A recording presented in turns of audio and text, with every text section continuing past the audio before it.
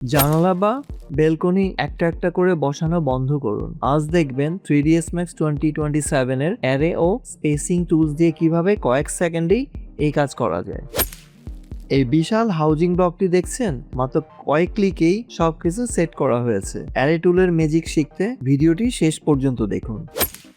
Part 15তে স্বাগতম। Manual কাজে ঝামেলা বাদ দিয়ে আজ আমরা শিখব অ্যারে এবং স্পেসিং টুলের স্মার্ট ব্যবহার। চলুন সরাসরি স্ক্রিনে ফিরে যাই। আশা করছি আপনাদের ভিডিওটি অবশ্যই ভালো লাগবে, আর যদি ভালো লেগে থাকে তাহলে অবশ্যই লাইক করবেন এবং শেয়ার করে আপনার বন্ধুদের জানিয়ে দিবেন। আর আপনাদের মূল্যবান কোনো মতামত থাকলে অবশ্যই কমেন্ট করে জানিয়ে দিবেন। ভালো কেন লাগছে না বা না লাগলে অবশ্যই আমাদেরকে কমেন্ট করে জানিয়ে দিবেন। আর যারা এখনো চ্যানেলটি সাবস্ক্রাইব করেননি তারা সাবস্ক্রাইব করে নেবেন, যাতে আপনি লেটেস্ট আপডেটগুলো সহজে পেতে পারেন এবং সাথে সাথে বেল আইকনটি অন করে রাখবেন। তো ঠিক আছে, আগের মুভিতে আমরা ফাইলের কাজ চালিয়ে যাই। যদি আপনার আগের অংশের সাথে সামঞ্জস্য করার প্রয়োজন হয়, আপনি এরই মধ্যে light pole, traffic light, trash can assembly স্থাপন করেছেন এবং সাধারণ প্ল্যাটফর্ম ব্যবহার করার কমান্ড ব্যবহার করে সেগুলোর কপি তৈরি করেছেন। বিল্ডিং লটগুলোর চারপাশের পর্যাপ্ত পোল পাওয়ার জন্য আপনাকে এখনো শুধুমাত্র লাইট পোলগুলো ডুপ্লিকেট করতে হবে, পুরো অ্যাসেম্বলির নয়। এবার মুভ এবং রোটেটের মতো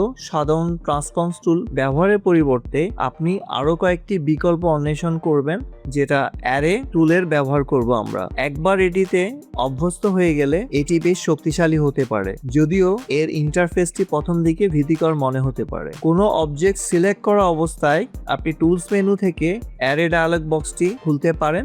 উপরের অংশটি ডুপ্লিকেটগুলো বসানোর জন্য, যেখানে পজিশন, রোটেশন এবং স্কেল রয়েছে। নিচের অংশের আপনি ডুপ্লিকেটের ধরন নির্দিষ্ট করতে পারেন এবং ডুপ্লিকেটগুলোকে 2 বা 3 দিকে ছড়াবে কিনা তা ঠিক করতে পারেন। নিচের ডান দিকের কোণায় প্রিভিউ বাটন রয়েছে, যেটা অন করাতে বেশি কার্যকরী। ডিফল্ট রূপে অ্যারেটি একদিকে প্রসারিত হওয়ার জন্য সেট করা থাকে। এর অর্থ হলো একদিকে বা অন্যদিকে দূরত্ব নির্দিষ্ট করার মাধ্যমে ডুপ্লিকেটগুলো দেখা যেতে শুরু করে। আপনি চাইলে একই সাথে 2 দিকেও ডুপ্লিকেট প্রসারিত করতে পারেন, অথবা আপনি চাইলে 3 দিকেও করতে পারেন। এই বিষয়টি মাথায় রেখে চলুন দেখি কিভাবে আপনার light. Welcome to IT Guru. IT গুরুতে স্বাগতম।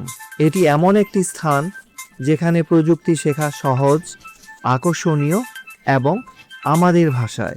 চলুন আজই শুরু হোক আমাদের শেখার যাত্রা একসাথে আইটি গুরুতে।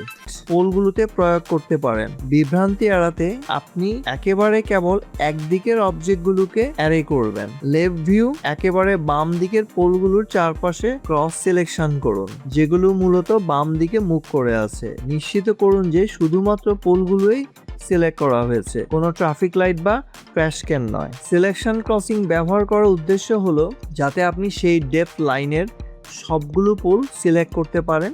লিস্ট ভিউ প্যান করুন এবং কন্ট্রোল চেপে ধরে ক্রস সিলেকশন করুন।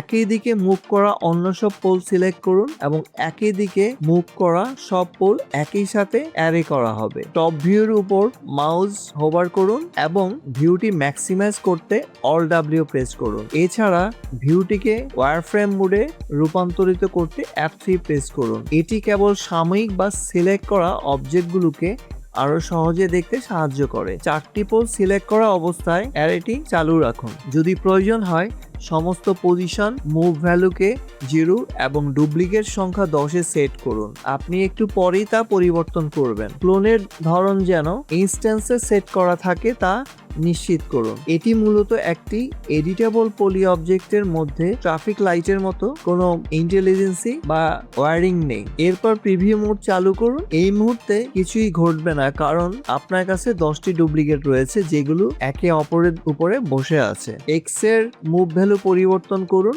লাইট পোলগুলো সাধারণত 30 বা 40 মিটার দূরত্বে ছড়ানো থাকে। ক্লোনের সংখ্যা কমিয়ে আনুন। এখানে 5টি বেশ ভালোভাবে কাজ করবে। আপনি জুম ইন করে দূরত্বের মান কিছুটা পরিবর্তন বা টুইক করতে পারেন। মোড়ের দিকে পোলের সাথে শেষ ক্লোনটির তুলনা করলে 29.95 মিটার দূরত্ব খুব ভালোভাবে কাজ করছে বলে মনে হয়। পরিবর্তনগুলো নিশ্চিত করতে ওকেতে ক্লিক করুন এবং ডায়ালগ বক্স থেকে বেরিয়ে আসুন। অল ডাব্লিউ প্রেস করুন এবং লেফট ভিউতে ফিরে যান। এবার বিপরীত দিকে মুভ করা সবগুলো পোল সিলেক্ট করুন, আবার ম্যাক্সিমাইজ টপ ভিউতে ফিরে যান। নতুন সিলেকশন দিয়ে পুনরায় অ্যারে ব্যবহার করুন। খেয়াল রাখবেন আগের ভ্যালু বা মানগুলো এখানে সংরক্ষিত আছে, তবে এবার আপনার কোণগুলোকে ডান দিক থেকে বাম দিকে প্রসারিত করতে হবে। প্রিভিউতে ক্লিক করলে আপনি দেখতে পাবেন যে সেগুলো আগের মতোই বাম থেকে ডানের দিকে প্রসারিত হচ্ছে। শুধু এক্স এর মান 29.95 এ পরিবর্তন করে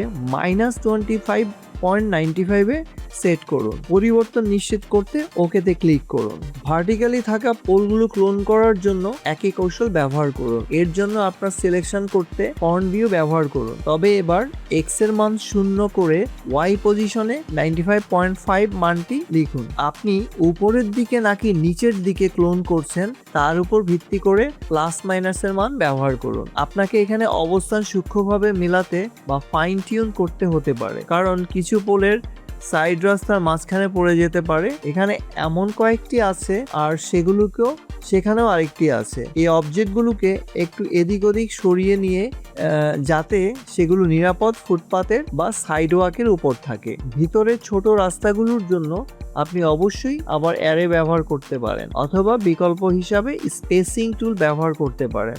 আশা করছি আপনাদের ভিডিওটি অবশ্যই ভালো লাগবে, আর যদি ভালো লেগে থাকে তাহলে অবশ্যই লাইক করবেন এবং শেয়ার করে আপনার বন্ধুদের জানিয়ে দিবেন। আর আপনাদের মূল্যবান কোনো মতামত থাকলে অবশ্যই কমেন্ট করে জানিয়ে দিবেন। ভালো কেন লাগছে না বা না লাগলে অবশ্যই আমাদেরকে কমেন্ট করে জানিয়ে দিবেন। আর যারা এখনো চ্যানেলটি সাবস্ক্রাইব করেননি তারা সাবস্ক্রাইব করে নেবেন, যাতে আপনি লেটেস্ট আপডেটগুলো সহজে পেতে পারেন, এবং সাথে সাথে বেল আইকনটি অন করে রাখবেন। তো ঠিক আছে, স্পেসিং টুলটি ব্যবহার করা বেশ সহজ, বিশেষ করে এই ধরনের কোনাকুনি রাস্তার ক্ষেত্রে। আরবান কম্পোনেন্ট ফাইল থেকে স্ট্রিট লাইট অবজেক্টটিকে মার্জ করুন। যখন জানতে চাওয়া হবে আপনার সিন ম্যাটেরিয়াল ব্যবহার করুন, কারণ এটি আগে থেকেই সিনে সেট করা আছে। এক্ষেত্রে সিন ম্যাটেরিয়াল এবং মার্জ করা ম্যাটেরিয়াল একই, তাই যে কোনো অপশনটি বেছে নিলেই চলবে। স্ট্রিট ল্যাম্পটিকে কোনাকুনি রাস্তার কাছাকাছি সরিয়ে আনুন। ল্যাম্পটি সিলেক্ট করা অবস্থায় টুলস, অ্যালাইন, স্পেসিং টুল বেছে নিন। আপনি চাইলে এখানে সরাসরি শিফট আই প্রেস করতে পারেন। আপনার যদি কোনো স্প্লাইন থাকে তবে আপনি সেটির উপর দিয়েও ডুপ্লিকেট করতে পারেন, অথবা শুধু দুটি পয়েন্ট নির্দিষ্ট করেও এটি করতে পারেন। এরপরে আপনি বিভিন্ন ধরনের প্লেসমেন্ট পদ্ধতি ব্যবহার করতে পারেন। ডিফল্ট পদ্ধতি বেশ ভালো কাজ করে, কারণ এখানে আপনি ক্লোনের সংখ্যা নির্দিষ্ট করে দেওয়ার পাশাপাশি সেগুলোর মধ্যকার দূরত্বের দিকেও নজর রাখতে পারেন। আপনি ফলো অপশনটি চালু করতে পারেন, যাতে ক্লোনগুলো আপনার নির্দেশিত দিকে সরাসরি সারিবদ্ধ বা অ্যালাইন হয়। যদি আপনার রোটেশন অ্যাডজাস্ট করার প্রয়োজন হয় তবে মাস্টার অবজেক্টটি তা 90 ডিগ্রিতে ঘুরিয়ে নিন। এক্ষেত্রে আপনি সাময়িকভাবে ভিউপোর্ট থেকে ক্লোনগুলোকে হারিয়ে ফেলবেন, কিন্তু স্পেসিং টুলের উইন্ডোটি আবার সিলেক্ট করার সাথে সাথেই সেগুলো ফিরে আসবে। রেজাল্ট পারফেক্ট হলে পরিবর্তনগুলো নিশ্চিত করতে অ্যাপ্লাই বাটনে ক্লিক করুন। আপনি অন্যান্য পয়েন্টগুলোতে ক্লিক করুন এবং ভিন্ন ভিন্ন সংখ্যক ডুপ্লিকেট নির্দিষ্ট করার জন্য জায়গাগুলোতেও একই পদ্ধতি রিপিট করতে পারেন। ভিতরের রাস্তাগুলো বরাবর স্ট্রিট লাইটগুলো ক্লোনিং সম্পূর্ণ করার জন্য কিছুক্ষণ সময় নিন। কাজ শেষ হলে সিনে আপনি যে আসল স্ট্রিট লাইট মার্জ করেছিলেন সেটিকে ডিলিট করে দিন। এটি একটি ক্লোন মাস্টার হিসাবে কাজ শেষ করেছে এবং এখন এটি মুছে ফেলা যেতে পারে। ফাইলটি সেভ করুন। পরবর্তী টিউটোরিয়ালে আপনি আবারও সহজে প্লেসমেন্টের জন্য অবজেক্টগুলোকে প্রিমিটিভসে রূপান্তর করা শিখবেন। শিখতে ভালো লেগেছে? তাহলে একটা লাইক দিন। আপনার একটি লাইক আরো অনেককে সাহায্য করতে পারে। আপনার মতামত, প্রশ্ন বা নিজের টিপস থাকলে কমেন্টে জানাতে ভুলবেন না। আপনার কথা শুনতে আমার ভালো লাগে। যদি আপনি বিশ্বাস করেন যে শেখা মানেই ক্ষমতায়ন, তাহলে সাবস্ক্রাইব করুন এবং বেল আইকনটি অন করে নিন। চলুন এমন একটা ভবিষ্যৎ গড়ি যেখানে প্রযুক্তি সবার জন্য শেখার সুযোগ তৈরি করে। ভিডিওটি শেয়ার করুন এমন কারোর সাথে যে শিখতে চায়। চলুন একসাথে এগিয়ে যাই।